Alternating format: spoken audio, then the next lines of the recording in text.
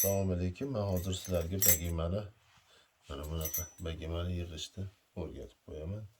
Hamma o'zicha konstruktorlik sohasida yig'ib qo'yishi mumkin. Bunaqa detallarni ajratib olamiz. Keyin mana men o'sha boshidan boshlayman. Hamma narsa kalla deydi-yu, kallasidan boshlab mana asosiy gulimizga tiqamiz. Tiqqandan keyin nimani yumshoq joyini mana shishasiga qilamiz, chunki yemaslik kerak. Keyin mana bu tomonini, mana tomonini mana bu bekitib qo'yadi. Mana o'tirma shayba bekitib qo'yadi. Unga zarar qilmaslik uchun, aylanganda buni kemirib olmaslik uchun. Keyin esa shishani tiqamiz, soqqasini tiqamiz.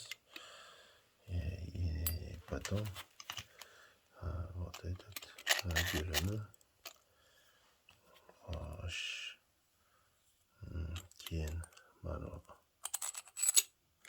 orasidagi bezaga, keyin gulimiz, orasidagi bezaga, keyin mana rezinamiz mana eng tagiga qilaman. Kim qanday qiladi bilmadim. Bu rezinamiz mana shuni mana qisish uchun.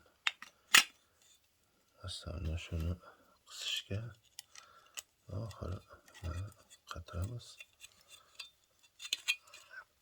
Mana shu ikki tomondan ushlab qilib aylantirsak, qo'limiz tayyor kuluchka. Nima qiladi? Buni kuluchda qatirish uncha nozik ish, chunki ishdan iborat. Ozgina qatsa bo'ldi. Idishlarimiz tayyor. Hamma ustida bir narsa ortiqcha qolib ketadi degan deyman. Bitta gaykcha ortib qoldi. Hammaga e'tibor uchun rahmat.